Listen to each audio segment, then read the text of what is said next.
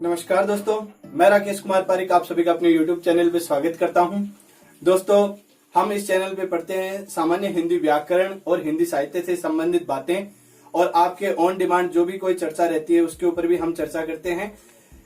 दोस्तों, इस वीडियो में हम आज पढ़ने वाले हैं हिंदी व्याकरण के एक अलग विषय, एक छोटे से बिंदु के ऊपर जो वर्ण विचार का ही एक छोटा सा उपभेद माना जाता है, और आज हम वो पढ़ेंगे। उनका शीर्षक है अघोष एवं सघोष वर्ण।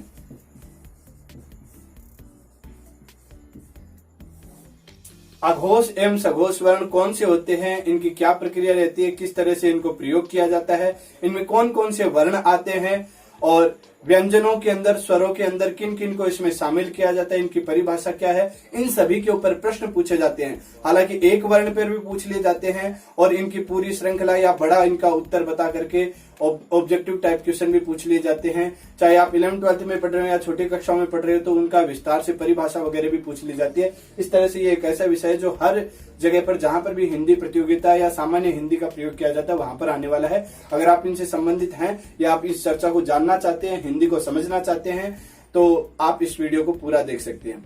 चलिए दोस्तों, अब हम एक चर्चा और कर लेते हैं कि अगर आप इस चैनल पर नए हैं और आपको ये चीजें समझ में आ रही है या आप इसे समझना चाहते हैं, आप हिंदी को समझना चाहते हैं या हमसे जुड़े रहना चाहते हैं, तो वीडियो को लाइक करने के साथ साथ चैनल को सब्सक्राइब भी करें और नोटिफिकेशन बेल को भी ऑन कर दें, ताकि भविष्य में आपको हमारे जितने भी वीडियो हैं वो समय पर मिलते रहें।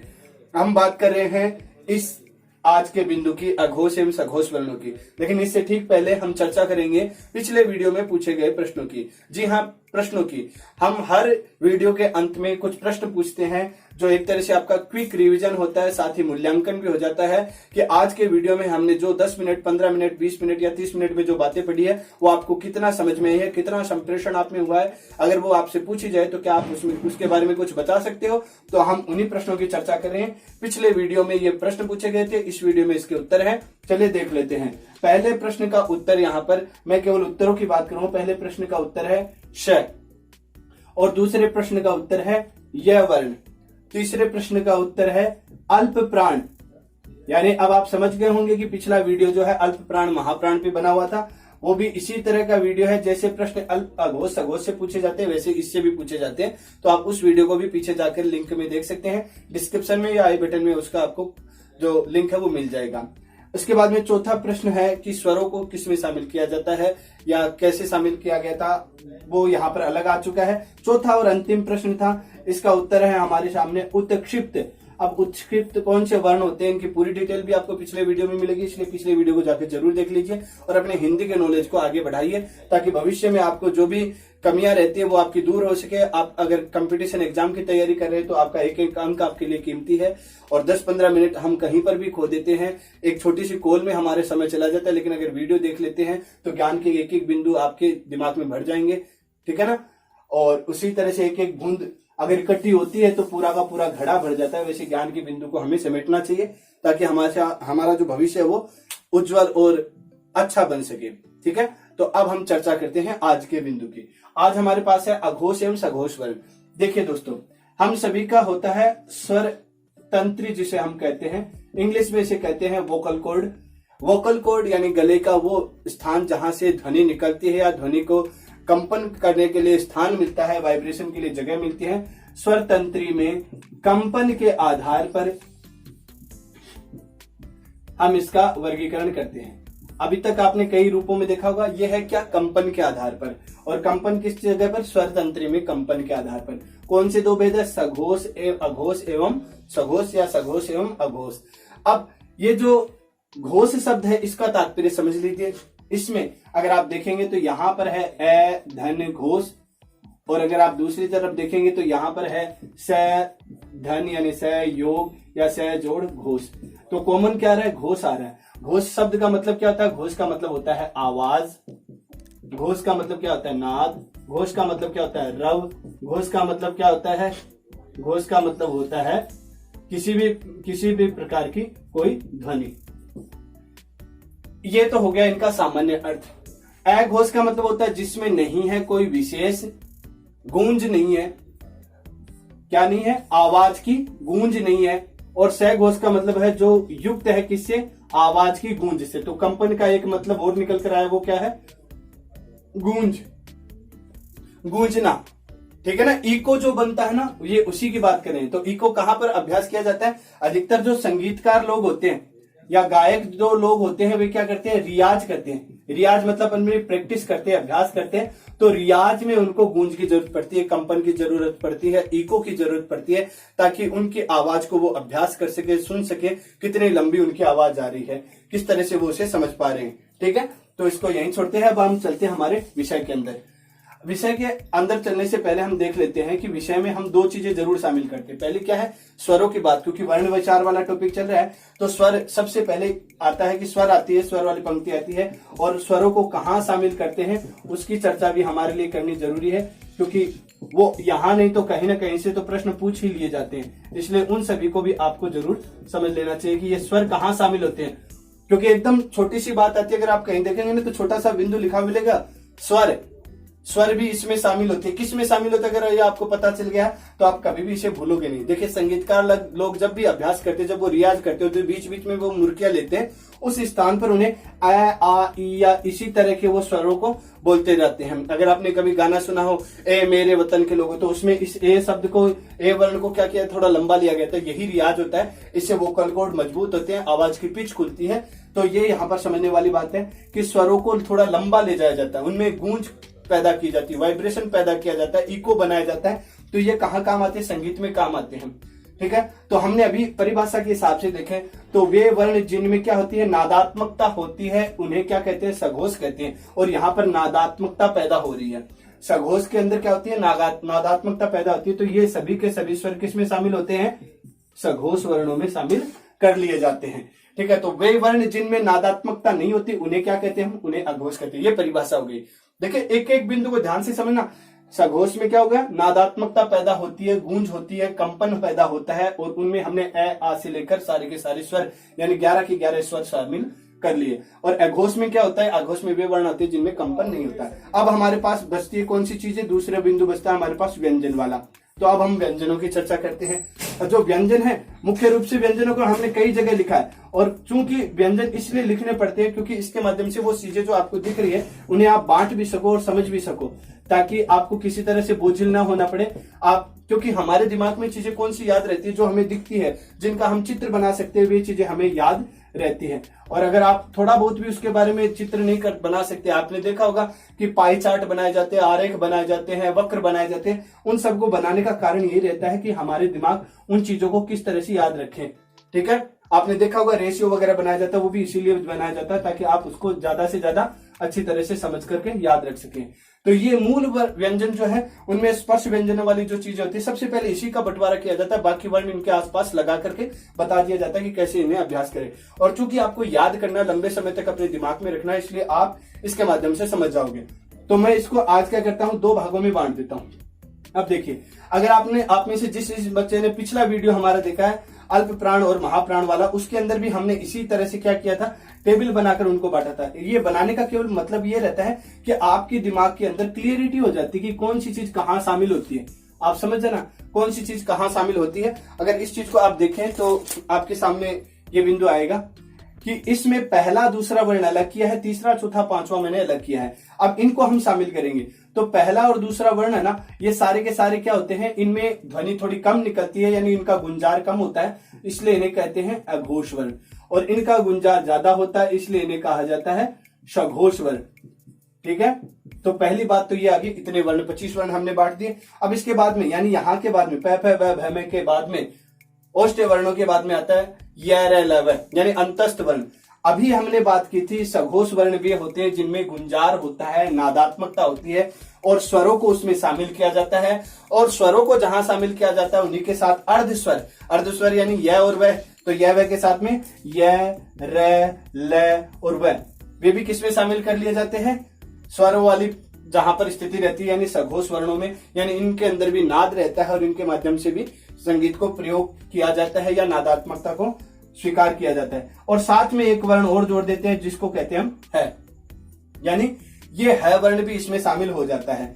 अब बचे हुए वर्ण जो रहते हैं वो ऊष्मीय वर्ण है, हालांकि है भी ऊष्मीय वर्ण है, लेकिन इसके अलावा जो वर्ण है श और श, इन तीनों को कहां शामिल करते हैं? अघोष वर्णों में। अब हम इनकी संख्या को काउंट कर लेते हैं और ये टॉपिक हम जल्दी ही समाप्त करेंगे, केवल थोड़ी सी देर की बात है, ताकि आप इसको पूरी तरह से अपने दिमाग में रख लें। भविष्य में कभी भी भूलने वाली चीज नहीं रहेगी। अगर आपको थोड़ा बहुत भी आपने 1-2 मिनट भी आपने इस टॉपिक को देख लिया तो पूरा टॉपिक क्लियर हो जाएगा। नहीं भी देखा तो आपको वो चीजें गलत नहीं होगी जो आप अभी सामान्य रूप से कर देते हैं।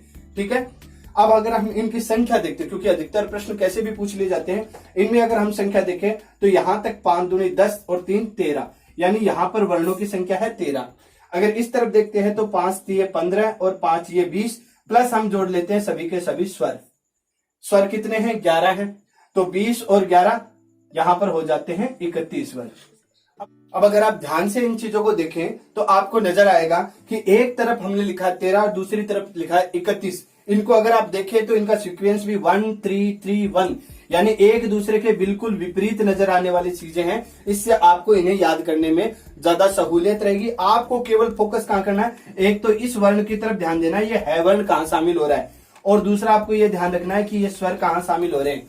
अगर आप अल्प प्राण और महाप्राण को पढ़ेंगे तो वहां पर ये अलग जगह पर शामिल होते हैं और ये है इनके साथ रहता है, लेकिन वो कहां रहते हैं वो तो वीडियो को पूरा देखने पर आप समझ पाएंगे। वहां पर आपको यहां पर ये समझ लेना होगा कि अगर आप इनको याद रखना चाहते हैं तो एक एक पंक्ति से इन सभी चीजों को याद रख पाते हैं। टेबल आपको याद रखनी है लंबे समय तक भविष्य में, अगर आप इन चीजों को समझना चाहते हैं तो। और अगर आप क्विक रिजल्ट के रूप में चाहते हैं तो आपको एक छोटी सी चीज आप समझ लेना कि अघोष वर्ण वहां होते हैं जहां पर क्या होता है? पहला दूसरा और प्लस क्या है? श श श। ये लीजिए, ये 13 वर्ण यहां पर होते हैं, पहला दूसरा और साथ में श श श। ये इसका सूत्र बन गया है। यहां पर 5 पंक्तियां ये होगी और 3 वर्ण ये हो गए, स्वर इसमें शामिल नहीं है। दूसरा इस तरफ देखते हैं, दूसरे में क्या है? दूसरे में है तीसरा, चौथा, पांचवा। ठीक है, साथ में हमने रखा है यहां पर क्या? य र ल व और है को भी ध्यान दे लिया आपने। फिर हमने क्या किया? प्लस में हमने लिखे स्वर, और ये हो गए पूरे के पूरे 31 वर्ण। ये आपको याद रखने। तो आपको 2 चीज याद रखनी, एक तो ये सूत्र और दूसरा कौन सा सूत्र है? ये सूत्र। इसके माध्यम से आप अघोष और सघोष वर्णों को आसानी से याद रख पाएंगे, इनका अच्छे से प्रयोग कर पाएंगे। क्योंकि मेरा मानना है कि कभी भी प्रश्न कठिन नहीं होते, उसके ऑप्शन कठिन होते हैं। ऑप्शन कैसे भी दिए जा सकते हैं। आप कहीं इन चीजों को ढूंढने लग जाओ और वो इनमें से कोई भी एक वर्ण उठाकर उसमें एक ही साथ सघोष भी पूछ ले, एक ही साथ अल्प प्राण महाप्राण भी पूछ ले, तब भी दिक्कत आ सकती है। इसलिए आपको ध्यान रखना होगा कि सारी चीजों को समवाय पद्धति से एक दूसरे से क्रॉस करते हुए पढ़े, ताकि आपका वो ज्ञान ज्यादा समय तक स्थिर रह सके। उम्मीद करता हूं कि आपको ये सारी चीजें पसंद आ रही होगी, और अगर ये पसंद आ रही है चीजें तो आप इस वीडियो को लाइक जरूर करें, और लाइक करने के साथ साथ अगर आप चैनल पर नए हैं तो सब्सक्राइब करें और नोटिफिकेशन बेल को ऑन कर दें, ताकि समय समय पर हमारे द्वारा डाले जाने वाले हिंदी या हिंदी साहित्य से संबंधित या मोटिवेशन से संबंधित जो वीडियो है वो आप तक पहुंचे, हम और आप इसका लाभ प्राप्त करें और एक दूसरे को ज्ञान के बिंदुओं को सिखाते हुए आगे बढ़े। इसलिए अपना सहयोग हमें देने के लिए, अच्छी तरह सपोर्ट करने के लिए, ये वीडियो कैसा लगा इसके बारे में सुझाव देने के लिए कमेंट सेक्शन में जाकर आप उसके बारे में जरूर लिखना। ठीक है, अभी हम इसको समराइज करते हैं, उसके बाद में हमारे प्रश्न उत्तर रहेंगे, उन पर हम चर्चा करते हैं। आज हमने पढ़ा अघोष और सघोष वर्ण। अघोष और सघोष वर्ण स्वर तंत्र में कंपन के आधार पर या गूंज के आधार पर बांटे जाते हैं। घोष का तात्पर्य होता है नाद, रव, आवाज, ध्वनि। ठीक है, इसके 2 बिंदु किए थे, सघोष और अघोष, जिसमें नादात्मकता रहती है और एक में नादात्मकता नहीं रहती है। फिर आता है स्वरों के अंदर हमने 11 के 11 स्वर सघोष वर्णों में शामिल किए थे, और अघोष के अंदर हमने क्या शामिल किया था? अघोष में हमने 13 शब्द रखे, 13 वर्ण रखे थे, जिनमें आता है पहला, दूसरा और श है, और इनकी संख्या है 13। दूसरा आता है सघोष, जिसके अंदर हमने रखा था तीसरा, चौथा, पांचवा वर्ण, और साथ ही य, र, ल, व है, और साथ में स्वर। इस प्रकार से इनकी संख्या थी 31। तो ये थे हमारे आज का टॉपिक वाली बातें, इनको हमने समराइज भी कर लिया है। अब हम चलते हैं आज के हमारे प्रश्नोत्तरों पर। हालांकि प्रश्नोत्तर कभी हम ऑब्जेक्टिव टाइप पूछते हैं, कभी हम सीधा डिस्क्रिप्टिव टाइप में पूछ लेते हैं, तो छोटे छोटे प्रश्नोत्तर हैं, उनके माध्यम से आप अपने चर्चा को देखना कि आप कितना हिंदी सीख पाए हैं। इसलिए हम चलते हैं। पहला बिंदु है हमारा कि स्वर तंत्री में कंपन के आधार पर, स्वर तंत्री में कंपन के आधार पर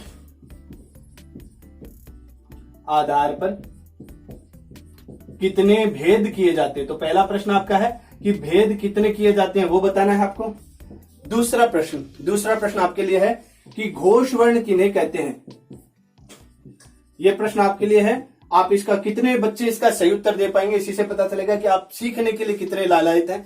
उसका उत्तर आपको इससे मिलेगा। आप खोजिए, बताइए, ढूंढिए, कहीं से भी जानिए इसको। घोष वर्ण किन्हें कहा जाता है, ठीक है। और तीसरा प्रश्न आपके लिए है कि अघोष वर्णों की संख्या कितनी है। अघोष वर्ण जो है उनकी संख्या कितनी है, उनकी संख्या कितनी है वो बताना है। और चौथा प्रश्न आपके लिए है, अंतिम प्रश्न है कि स्वर किस में शामिल किए जाते हैं। अब आपको बताना है स्वर किस में शामिल किए जाते हैं। हालांकि उत्तर ज्यादा कठिन नहीं है, शामिल हैं या किस में शामिल किए जाते हैं वो आपको उत्तर बताना है। ये आपके 4 प्रश्न आज के रहेंगे और इन चारों प्रश्नों का आप उत्तर देना। साथ में अगर कोई सुझाव रहता है आपकी तरफ से तो वो भी बताना, ताकि हम जान सके कि हमारे वीडियो आप तक पहुंच रहे हैं, आप उन्हें समझ रहे हैं, इनसे लाभ उठा रहे हैं। भविष्य में आप कभी इस वीडियो को देख रहे हैं तो आपको क्या लाभ मिल रहा है, आपको कितना समझ में आया, वो भी आप जरूर कमेंट करके बताना। मेरे द्वारा अगर कोई त्रुटि की गई है तो वो भी आप जरूर बताना। आपकी तरफ से कोई सुझाव हो तो वो भी जरूर बताना, क्योंकि आपका एक एक कमेंट हमारे लिए बड़ा कीमती होता है। आप अपना अमूल्य सहयोग देकर करके हमें आगे बढ़ाते हैं। आपके सपोर्ट और सहयोग, आपके प्रेम दुलार के लिए हार्दिक शुक्रिया। और हम मिलते हैं नई वीडियो में, और तब तक के लिए धन्यवाद। जय हिंद, जय भारत, वंदे मातरम।